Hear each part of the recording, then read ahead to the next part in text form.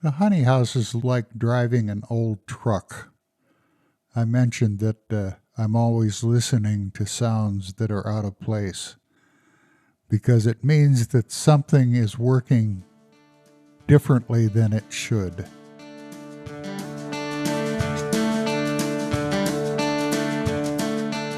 Hello and welcome to Notes from the Beeyard. You're listening to episode 11, September in the Honey House. A few weeks ago, we talked about honey extracting with a focus on the honey itself, the flavors, aromas, and stickiness. Today's episode is different. It's about a place, the honey house, its role at the heart of any honey producer's business, and the hard physical work helped by machines that makes it run. My name is Laura Tyler. I'm your producer and host. This is episode 11, September in the Honey House, written by Tom Theobald in 1990 and read by Tom in July 2021.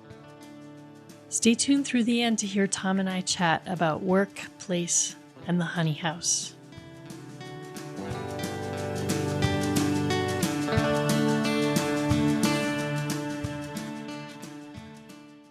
Dust plumes roll faintly behind the truck as it rattles down the washboard road in the failing evening light.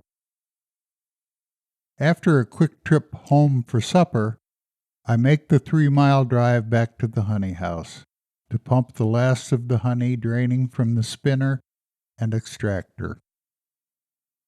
With the work of the day behind me, I have that warm, pleasant feeling of exhaustion earned through honest toil.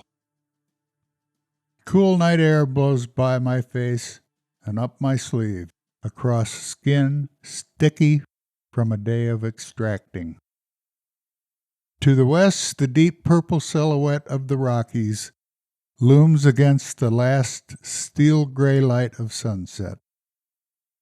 Far above, 2 contrails shine, catching the light of a sun now far below the horizon. One points southwest toward Los Angeles, the other northwest toward Seattle. In my mind's eye, I see the chattering travelers, sipping cocktails as dinners are delivered. Up near the moon, it seems, and I am struck by the gulf which separates us. It is more than altitude and distance, both subtle and profound. They pursue their lives on the edge of the future, a high-technology world from which I feel so far removed. I follow a life surviving from a distant past. One man, a few machines, plants, insects, and the vagaries of the seasons. In one brief moment of fading light, I feel 2 disparate worlds brush by each other. The honey house sits dark and silent as I back in up the hill, and as I turn the lock, a nighthawk whoops from somewhere high above. The honey house comes to life as I flip a switch and all the lights come on. In the far corner, classical music drifts slowly from the radio. The air is warm and close, heavy with the fragrance of new honey. A bee that failed to leave at dusk flies furtively around a ceiling light. She will be my captive until tomorrow. My days in the honey house are no nonsense, with a steady stream of tasks. But with the work behind me, I can sit quietly and reflect as the pump burps out the last of the thick new honey. This is my domain, my little factory, my hideaway.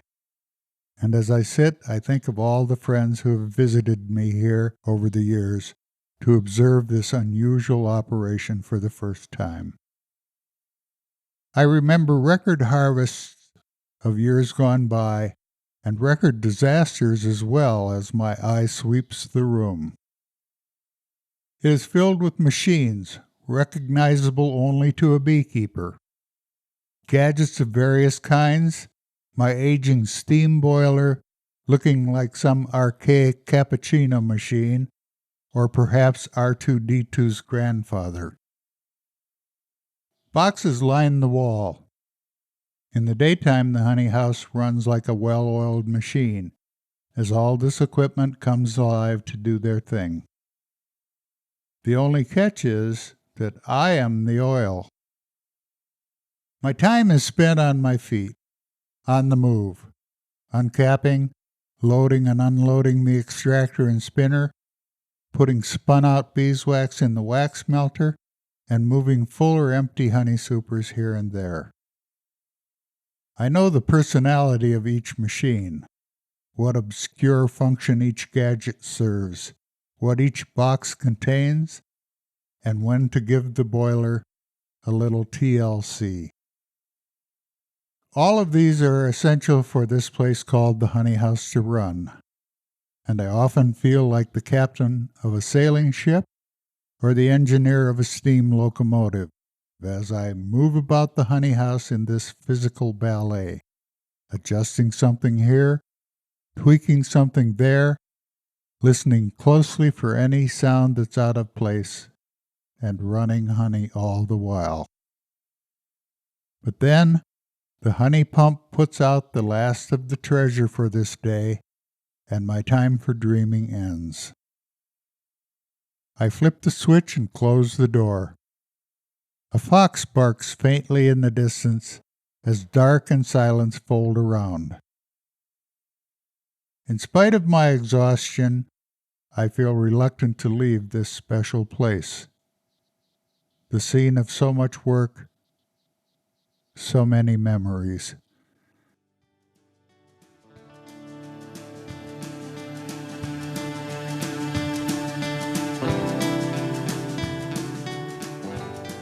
Tom, when you were reading this essay, tell me what you thought about. In total? Yeah. Well, the honey house is the heart of my business, and it's the heart of any beekeeper's business. For some, it may be a separate building, which in my case it is. But for many others, particularly for hobbyists, it may be the kitchen or the garage or any other space that can be made available in the fall. It's often a test of marriage. It's a strong test of marriage for a beekeeper to move his operation into the kitchen isn't always acceptable. But people married to beekeepers manage to get through it. And by beekeeper, I mean that could be either a man or a woman who is occupying the kitchen during harvest time. The honey house itself, it's kind of like a machine, but it's not really a modern machine. It's like an old-fashioned machine. Mm-hmm. And so I think for folks who are interested in machines and engineering, there really is a lot of appeal. And I was wondering, do you enjoy working with the machinery of the honey house? Well, when everything is working, it's a pleasure. But there are so many things that can go wrong. The honey house is like driving an old truck. I mentioned that I'm always listening to sounds that are out of place because it means that something is working differently than it should. And that usually signifies some sort of problem. And everything is fine as long as that well-oiled machine is working like a well-oiled machine. It's the heart of my business. The honey house is the heart of my business. And my heart resides there as well. So the honey house is a very special place. I don't know. Other beekeepers would understand very quickly what I mean when I talk about the honey house, even if they don't have a honey house. The honey house is the heart of almost everything I do. So you're at the honey house with your almost timeless equipment there, harvesting honey, and then you're looking up and you're seeing an airplane in the sky and you're noting a comparison. It's as if you're imagining a parallel life for yourself. Like, what if you had stayed in the corporate world? Well, I was once in their world, the world of travel and jets and all of that high pressure, rapid whatever. And I'm in a completely different world. I've returned several hundred years to something that's very basic that I find very satisfying.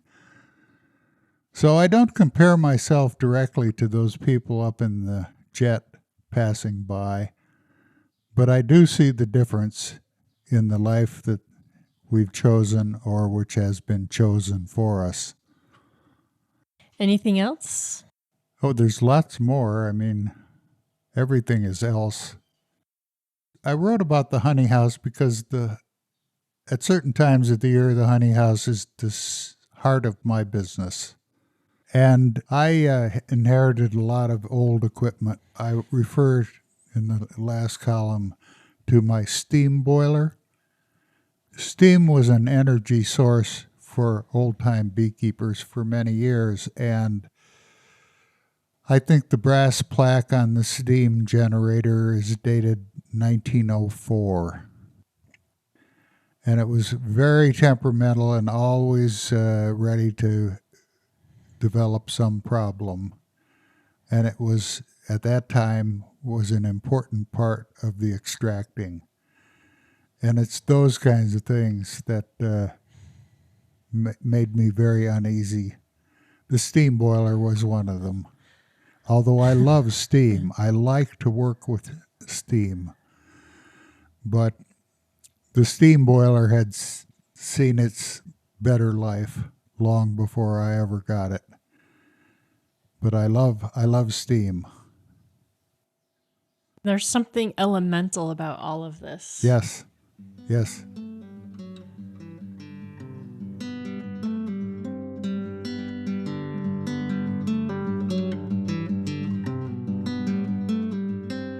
Thank you for listening to Notes from the Beeyard. We publish new episodes on Fridays at noon. Join us next week for episode 12. In the meantime, hop on over to notesfromthebeeyard.buzz to subscribe.